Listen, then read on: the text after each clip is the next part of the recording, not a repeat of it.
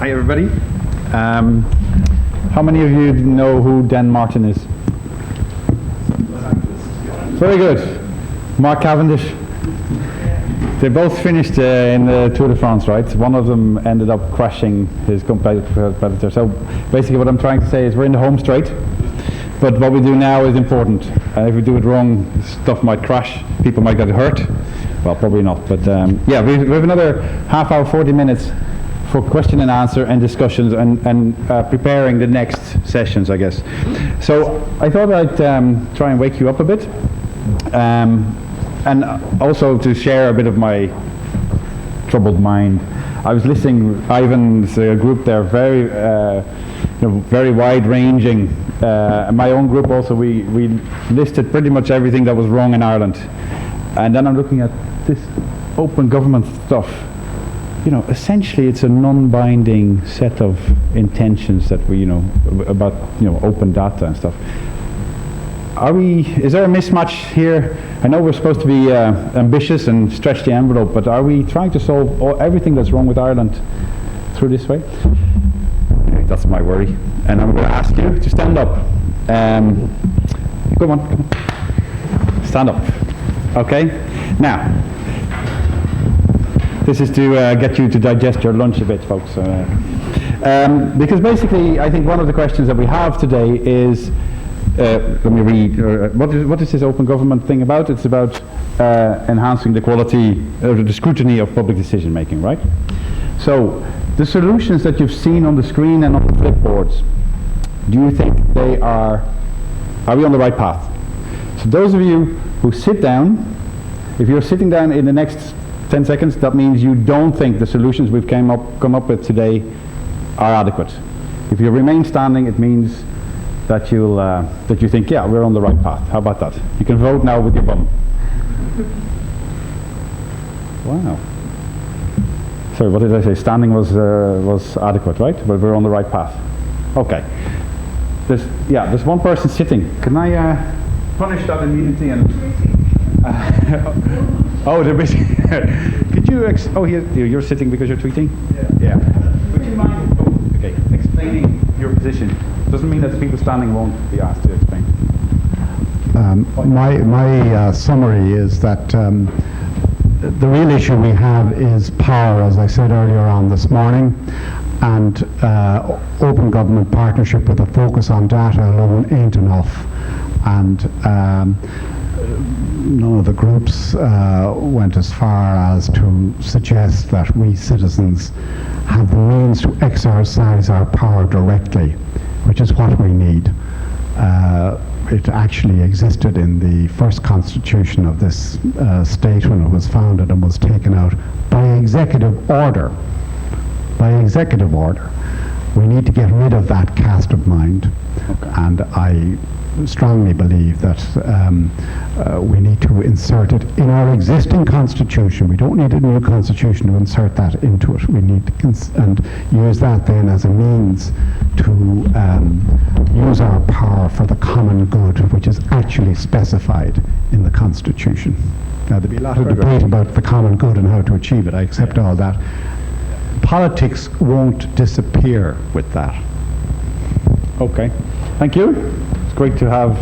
So the rest of you, vast majority, think we're on the right track. Any volunteers who want to explain why you decided to stand up when I asked you to sit or stand here?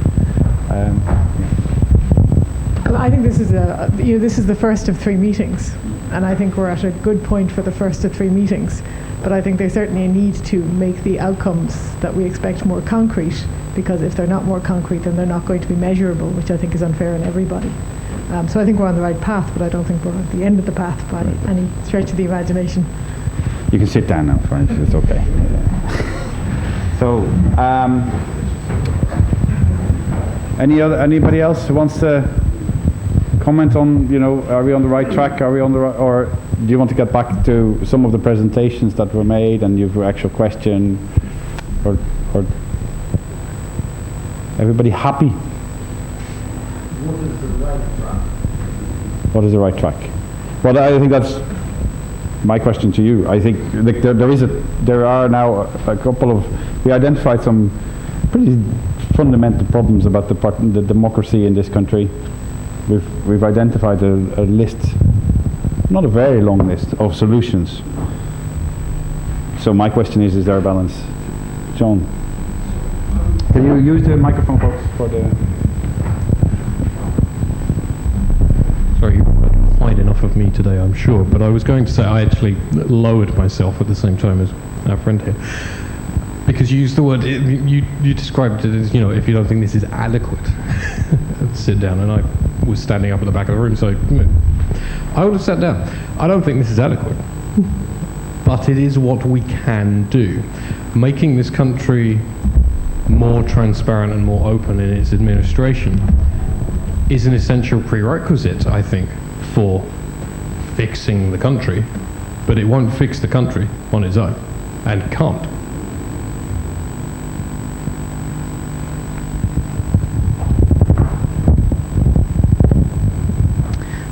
I think there have been a rich mix of proposals coming through. I think some of them fall into the category of how do you change Ireland, how do you change the culture of this country into the future, and that's a pretty long-term and ambitious objective.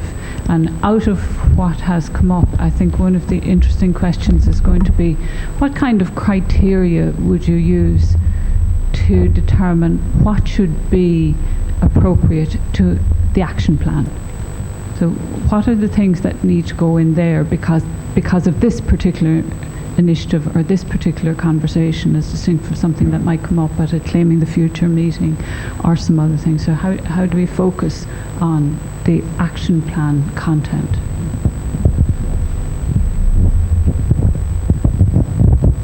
I'm assuming it's not a question. Please, this is your chance to...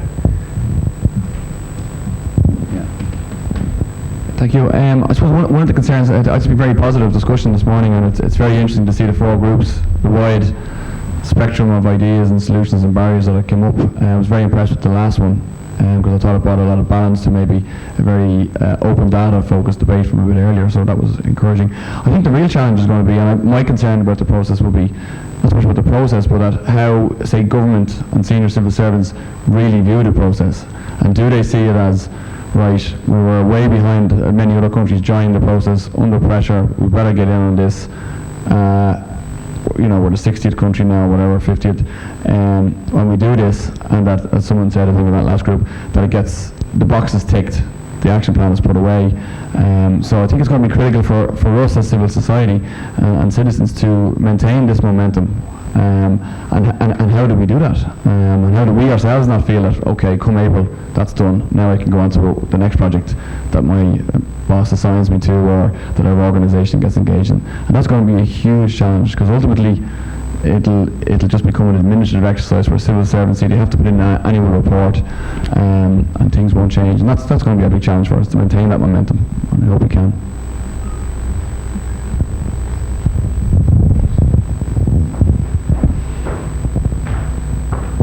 I was going to say, we're not that late in this process. I mean, the process began in late 2011.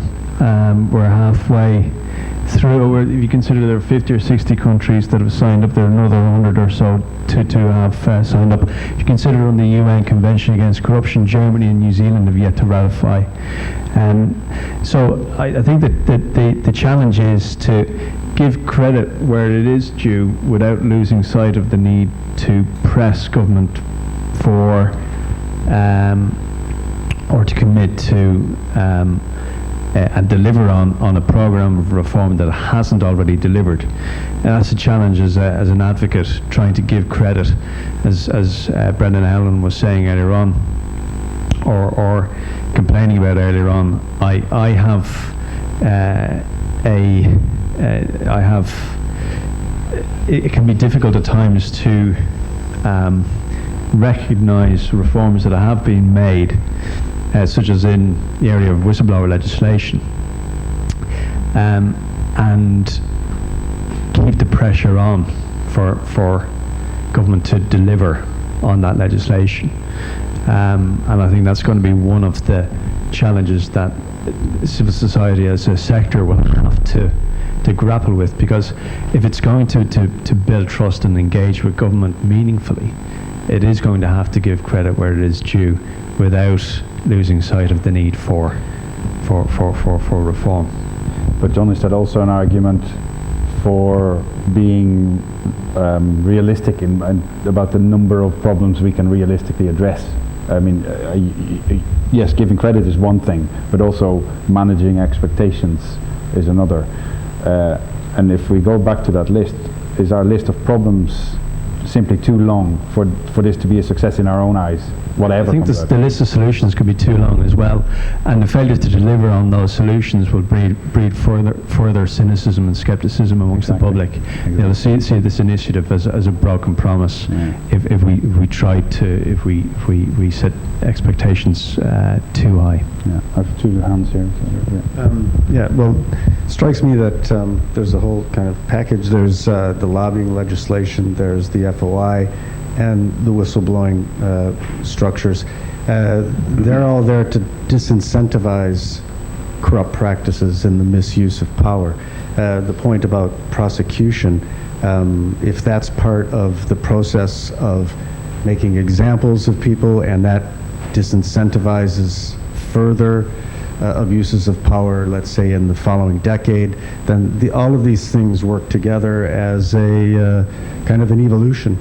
And so anything that moves towards better protection of whistleblowers and identification of lobbyists or other kind of shady, shadowy practices in the financial system, etc. I think it's all on the right track, to answer the question.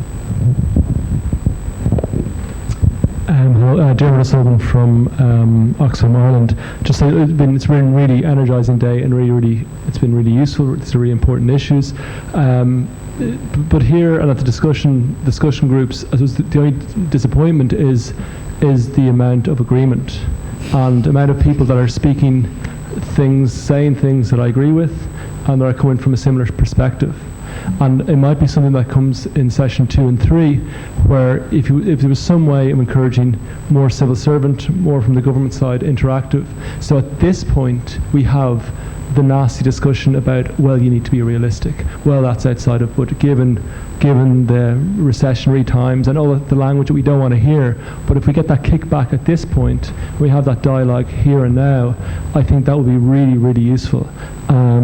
So I suppose that's all I'd like to say. I think it's a really important exercise, and the day's been great. But I think that would make everything that comes out of this a lot more realistic if we're already having that discussions at this point. Just make it because of something. Or is your point related to this one? What he's just said, the Honourable Willicon, I just want to make a comment on asking for the engagement of civil servants. I think we have to be very clear about the engagement of civil servants in processes like this. Our government exists as a corporation soul. Each department is a corporation soul. That means that each civil servant is a direct employee of the minister, an extension of the minister. That's why letters used to be said, I am directed by the minister. Civil servants in a formal way are not separate from the minister. And I mean civil servants, I don't mean public servants in places like the IDA or HSE or some of these other places. But we got to be very clear that, whatever about the culture of the civil service, there is actually a legal problem there. And, we have to be clear, we can't expect them to come to functions like this and speak independently of the minister, particularly if they disagree with them. They are there as an extension of the minister. Now, that's a much deeper problem than just open government partnership.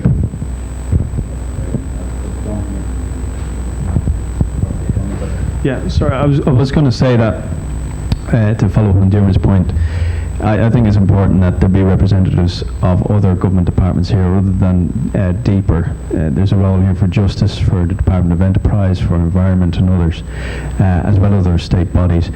I think this is a useful forum to begin with, begin to tease out some of the issues amongst civil society representatives and citizens, particularly when we're attempting to identify some common themes and some targets. But we're going to have to widen this debate further than government departments at some point as well. And I take your point about civil servants being representatives of the minister of the department. There's not much they can say that will be inconsistent with the line or the message coming from the minister. But I think it's important that they're here to listen. There isn't much they can do to steer policy, certainly not without the permission of the minister. The minister is ultimately responsible for policy. Can I get a sense of whether people think it is a good idea that we include groups like the civil service into the next meeting? Is that essentially a proposal? Lots of people are nodding, or yeah. So that's a recommendation for the organisers. My name is William Bosang. I'm from the Department of Public Expenditure Reform. So I'm welcome. Token civil servant. So I'm the token civil servant here. I mean, just reflecting on the point that was made. I mean, from our perspective and talking to the ad hoc group that have organised today's meeting, the intention was always to kick things off by getting people together, getting them to share their views as they have, to reflect on what might be appropriate for a plan. Clearly from the presentations, people's thinking is at a very, a high level. I think Melda made the point that it's sort of broad principles that will have to be boiled down into sort of measurable and specific items for inclusion in the plan. I think this stage, it would be, to engage at this stage in the specifics wouldn't be a very productive discussion, because you would say a lot of it isn't realistic, in terms of what might go into a national action plan. But I mean, you appreciate that yourselves. So the intention is, just to confirm that as the process continues, that there would be, as you refine and develop your ideas, that there'll be opportunity to share those perspectives with government departments, civil servants, and to work through the proposals that the departments, the government would like to see in the plan. We could have run this as a sort of traditional consultation. They have a purpose. They can be useful. They were very valuable for us in our work we did in lobbying. But we did want to try to support the principle of partnership that underpins the OGP. I mean, it's not perfect, but it is a new way or a different way of doing things, and I think it's a way that has the potential to yield, a good plan at the end of the process. But it will need hard work on your side to develop your proposals, and I wouldn't not say that from the point of civil servants, government departments as a whole, we'll need to raise their awareness. It's a deeper initiative as things stand. We have consulted with other departments, but given the range and the diversity of issues that have been raised, we'll have to bring them in and advise and guide them as to the type of engagement that's required. But that's no different to what's happened in other countries, as I understand. It's a learning process. We mightn't get it right the first time, but we'd hope we get it right in subsequent refreshing, as the plan is refreshed over time. Thank you. So if we stay with the topic of the process itself for a minute, are there any ideas or suggestions that you have for the next session, or for what we should be doing between now and the next session of Dennis and that lady there? And go. Sorry. Yeah. Go. Yes, there is much more to the process than 3 public consultations, and that's what wasn't an intention. You see, it has to be continuous process and we have to outreach as many people around the country as we can. Understand that for John 2 years doesn't much time, it doesn't have value, and that Ireland joint number 58 doesn't make any difference. But we are right now in position to learn from those experiences and to spread the message and awareness of the process, and it will be continuously improved. But we have to start from the solid foundation to build on. You see? Okay. Just 2 small points. One is, I think the Minister mentioned this morning that there was a separate consultation with the business community and with the trade unions.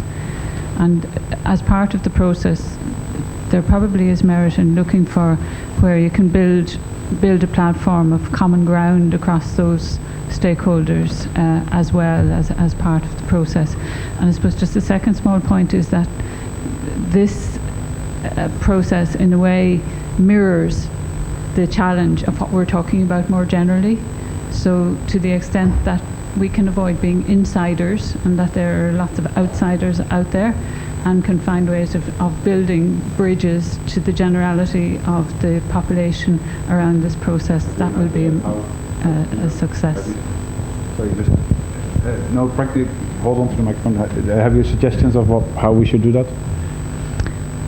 Well, I think it's one of the things that the group would have to think about, but I think finding ways of simply documenting the questions, the key questions, and finding ways of testing those with members of the public that wouldn't turn up here today necessarily would be part of the challenge. I think it's doable if with some thought put into it. I have one hand here, and lady in this, and then. Thanks, David Healy, Oxfam Ireland. I think it's very positive that we've had such a wide range of different groups here today. It does make me start to wonder. I was concerned earlier, I thought there wasn't a business voice, and then I realised one of the other groups had them and was getting that input. I think we obviously need to check who we're missing, and I'm not sure, for example, the first challenge is about public services. I'm not sure if we've had much of a voice of the people who use public services, just as one example, which seems possibly hasn't come through today. And that brings you to, I think it's very useful that, you know, the original document talks about the 5 grand challenges. I don't think any of them is exactly from our discussions. I don't think any of them is worded in the way that we would have worded them. They think they're all kind of slightly different focuses and targets, and it pulls us back to remembering that for all of us, open government is a tool to achieve other objectives, and that those other objectives vary between our organisations. They're not necessarily mutually exclusive, but they're not the same. And that brings to one point that we need to keep in mind as we move forward with the process, which is the risk as we focus down that we narrow things and lose people and lose some people's interests and objectives. If we were to focus very strictly on objectives within Ireland, for example, if we were to focus very strictly on just government and not corporate accountability issues, there are a lot of ways that we could gain focus and lose scope. What did I say? Yeah, there. And then there was another. Hi, my name's Deirdre Lee. I'm from Derry in NUI Galway. Just a general comment, I guess. I'm just wondering about existing participation processes. And I guess people might say that Irish people don't really participate or aren't very active, but I mean, there are protests, petitions, and people talking on social media. So these are all ways that people are already participating. So when we say things like citizens need to X, Y, and Z, I mean, they are doing stuff already. So I'm just wondering how this relates to what we're discussing here. Is it alternative? Is it complementary? Should we try and harness this existing participation from citizens?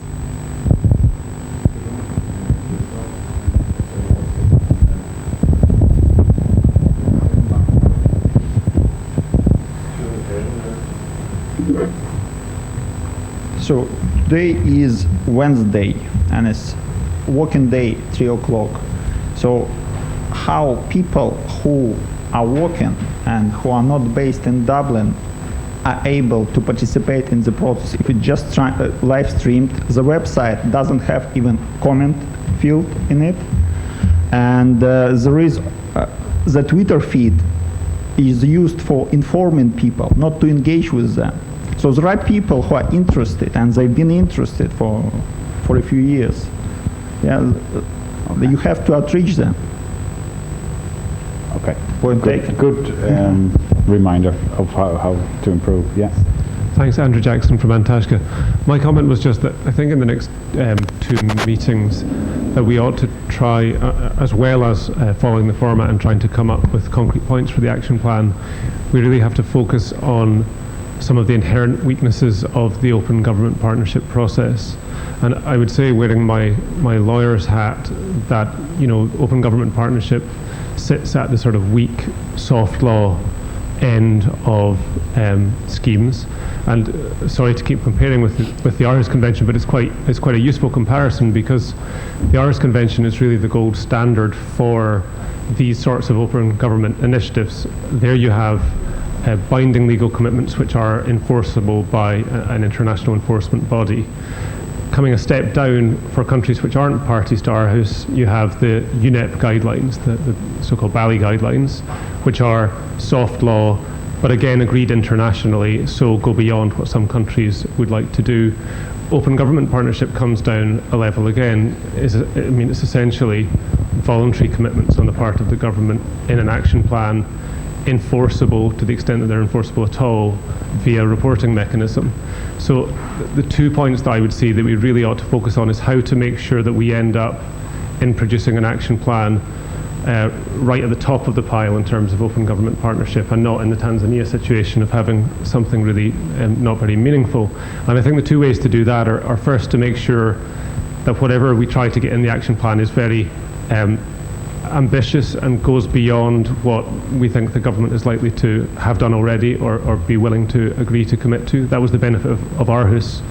It has turned out to be much more meaningful and far-reaching than the governments which are parties to it probably ever intended or realised at the time they were negotiating it, and that was partly because of the civil society input in the negotiating process. And the second thing is to ensure that, and I think we could probably do this, ensure that there is some way of holding the government to account for its action plan at the national level beyond the simple reporting requirement to the Secretariat of the Open Government Partnership. So finding some way in which, first, the action plan is ambitious, and second, that we can actually enforce that action plan. Yeah. So so maybe that recommendation number one would be that this action plan would be complemented by a legal side? I don't know what you mean, Dennis. Sorry. Sorry. Sorry, I was going to point out that I think this is a very useful platform or opportunity to share information on mandatory as well as, or binding as well as voluntary initiatives like Aarhus, like the UN Convention Against Corruption and so on.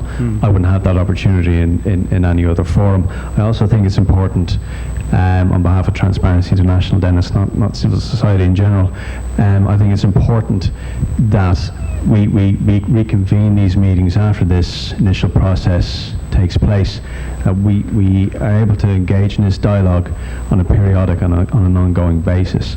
Bearing in mind as well that this whole process is costing 25,000 euros compared to something like $750,000 for we the citizens. So we're working to a very tight budget here, and I think we need to consider how we can deliver a meaningful process on a pretty tight budget. Okay, I have 10 minutes before I hand over back to the organisers, where we're going to wrap things up. So if there's stuff that you really want on the record, recommendations to the organisers, recommendations to ourselves, now is the time to get them in. I've got Noah there. Ross? No. Anybody else who has a burning? Okay, yeah. Thanks, Hans. Just sort of on the point that a colleague there was making as well, I think in the next couple of meetings that we have and the engagement in between, it is important. One or two comments made earlier there about maybe this is highly ambitious, maybe we were too long a list of solutions, too long a list of problems. A colleague, sorry I can't recall your name, from the department mentioned that similarly maybe we need to talk about the ambitious nature of them. At this early stage, I think we need not to engage in watering down or diluting any of these issues. I think we should be prepared to have very robust collegial discussions with our colleagues from the government, as the gentleman said, to push the boat out as much as possible. I think, as was referred to in the citizen participation group, Irish people seem to have a tendency to accept an awful lot. We will complain, but we will accept. Let's be honest, if the Troika came in the morning and said to Minister Howland, open government partnership is a condition for the next tranche of the bailout. We would have the most ambitious, advanced open government partnership action plan by the end of next week. So, I mean, that's the reality. It wasn't excessive to give the banks, say, 70 billion euro and bankrupt the country. So we need not to downplay this just to get it accepted. I would encourage that robust but professional collegiate discussion between now. I think that point is well made. I think the point that John and I were trying to make is that let's set out being ambitious, but let's not be disappointed then, but towards the end that we haven't solved all the things that we set out to dream about. Did I see any more hands? Yeah, so top one and the man in. Just to follow up on your suggestion, if we were going to invite other bodies, perhaps HICWA would be an interesting group to have in, because they do represent the interests of health service users, and to my mind, they do represent a step forward in terms of transparency with relation to health services, but then I might be mistaken. And certainly in the health services, whistleblowers are very useful. I think that's a really good point. Maybe also to get back to Dennis's point, most of you have seen our own Twitter anyway. So it's also not just to say, well, transparency need to now invite these people. Let's all start spreading the word. Evangelizing was the word earlier on. Who did I have? And then the man behind you after. Thanks, Hans. No, and just taking up on Andrew's point there about being as ambitious as possible, just trying to tease that out in terms of some practical examples as to how we might come up with actions for the action plan. When we're thinking ambitious, are we thinking in the context of our citizens participation group?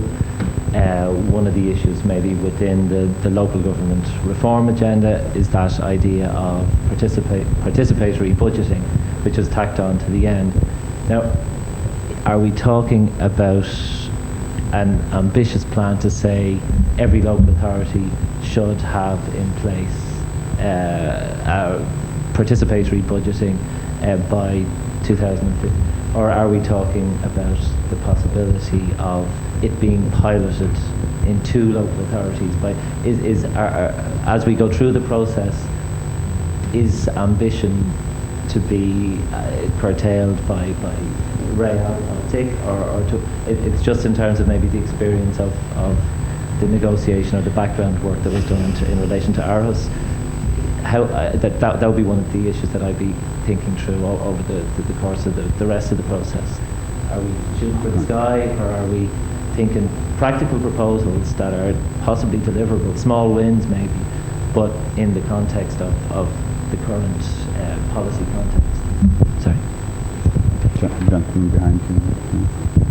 That gentleman from Oxfam, I'm a little bit puzzled by something he said. It may be something I misunderstood, but you did suggest that we need to get public service users involved. Did you say something like that, or?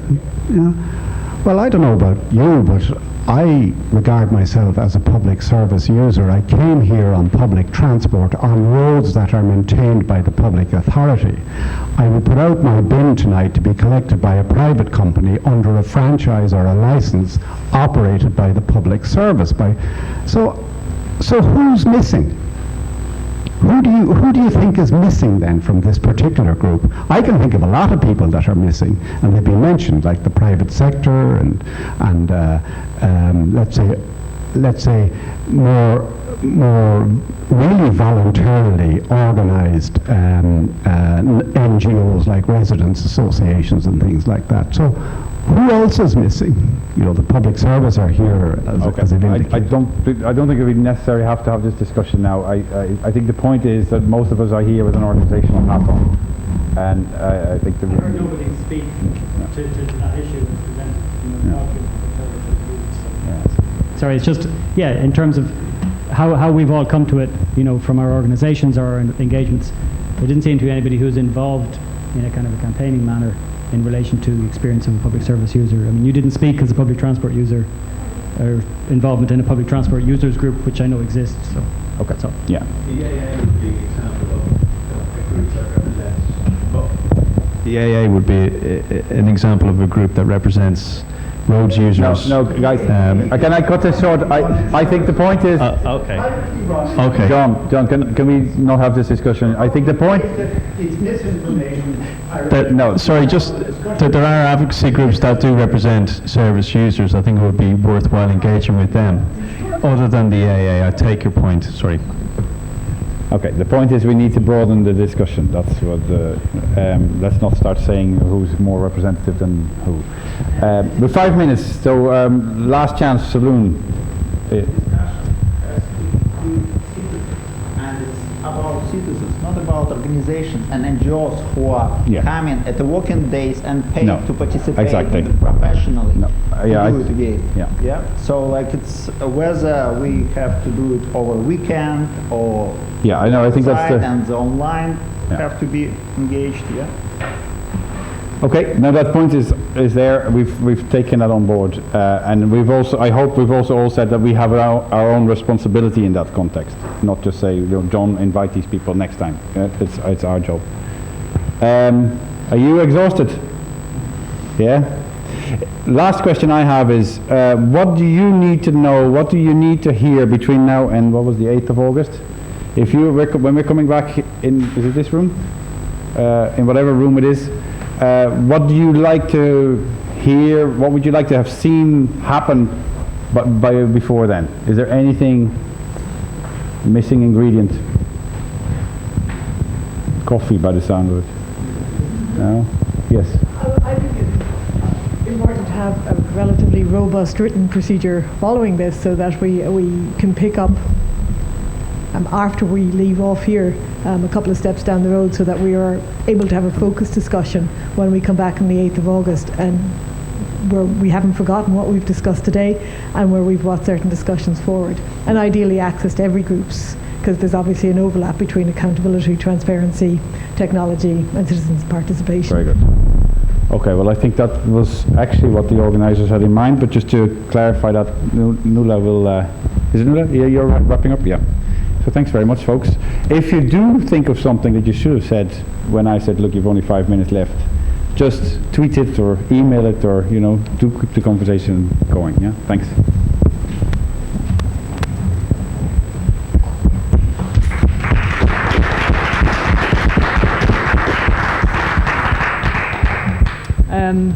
Thanks, Hans, for moderating that. All this input is really great. It's great to hear that you felt energised by the sessions. So I need to be. But I skimmed around some of the working groups, and I noticed there's so much cross-fertilisation between the groups, and lots of groups are saying, well, they're probably talking about that element over in that group over there, and vice versa. So I think it would be a good idea if we can maintain that kind of cross-fertilisation between the groups, and certainly in terms of outputs from this meeting and feeding materials back into the next session and between now and the next session. We'll be setting up mailing lists and obviously following up with you with notes and summaries of this session for your feedback and for your input, and please don't feel constrained by the working group that you chose to sit in today. It is let the conversation sort of flow in whatever organic way it emerges. It's all grist to the mill. So I just wanted to remind you of the process of the next weeks and months and years, so you can put some dates in your diaries initially and then get your thinking hats on for the next session. So these are the key dates of the meetings. The next session is the 8th of August. We'd plan to come back to this venue if that's amenable. I know there were some technical difficulties today, so I might get in touch with you afterwards whether you all had proper reception on your phones and stuff, because that might be an issue for people who were trying to get online. But so that's provisionally scheduled for here. and then the third meeting on the 5th of September, on the basis that nothing is agreed until everything is agreed, as I mentioned earlier. So in parallel to those get-togethers, corporeal sessions, we will be inviting input online and offline through sort of discussion page on discussion forums on the website, which I'll show you when I've talked you through this bit of the process. So that will combine both public submissions, which we will channel into the process, and also your submissions. If you wish to come back and refine points that you've made, please feel free. There'll be threads set up on the 4 themes that we were discussing today. And then in addition to the sort of corralling the inputs towards the end goal, Transparency International is here as coordinating the process to feed in best practice to you in terms of the consultation process, and to do any follow-up research that we feel may be necessary to pick up on some of the points that you've been discussing and the recommendations that you're working towards. So we'll be in touch about that to feed that into it.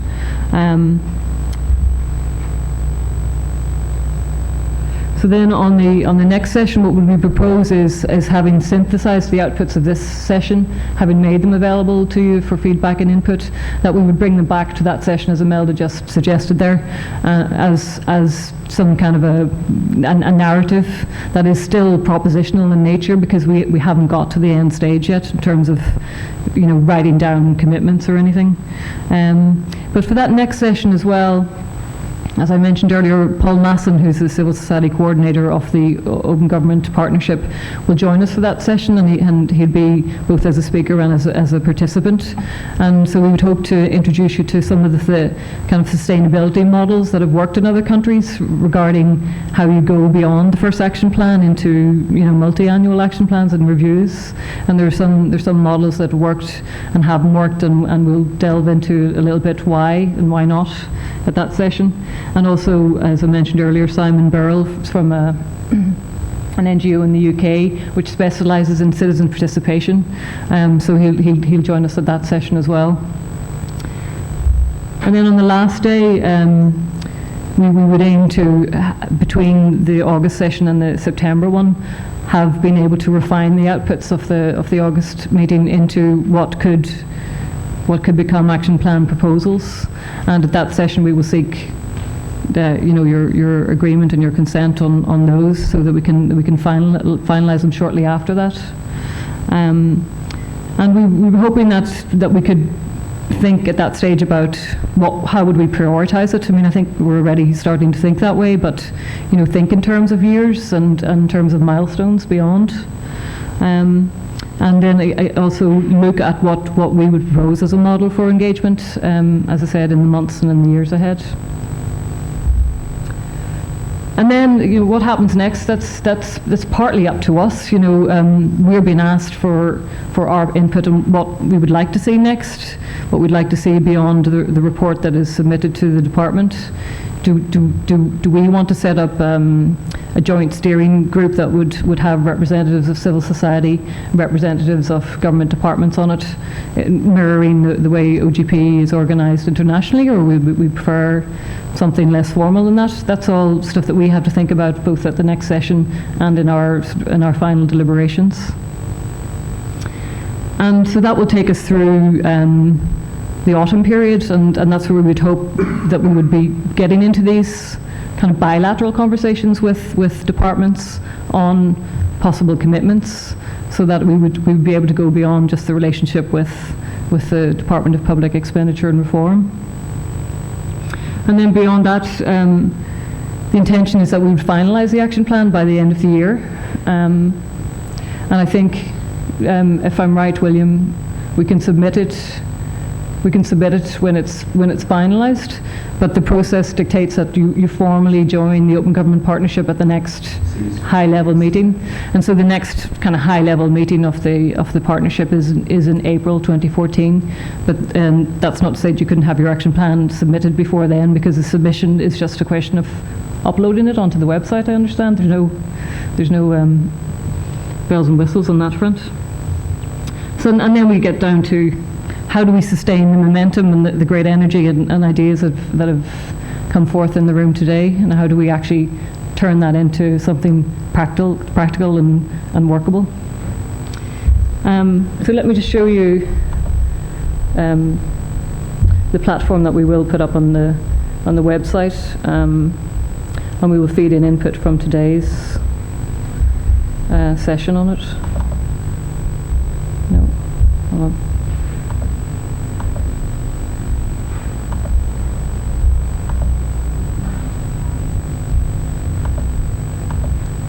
Did I have this up earlier, Matthew? Ah, okay, sorry. So this is what we're thinking of.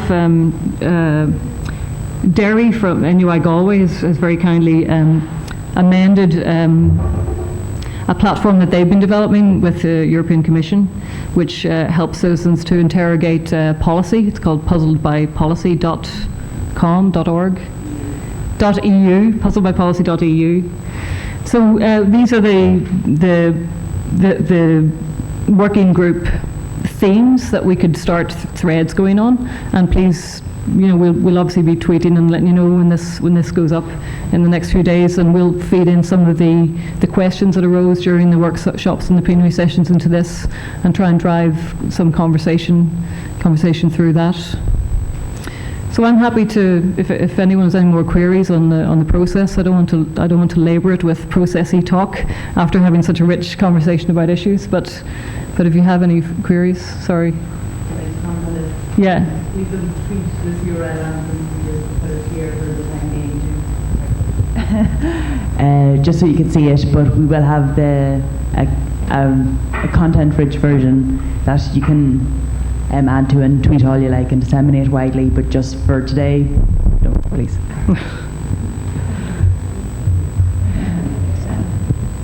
So is everyone clear enough on the process? Are you happy to come along in August if you're not on your holidays, lying on a beach somewhere? It's just great to see so many groups, the development NGOs and the technology people and accountability NGOs. It's an unusual kind of coming together of people who wouldn't normally be in a room together. So can I elaborate any further on the process for anybody, or are you happy enough that we'll keep in touch through online, through emails and working groups that way?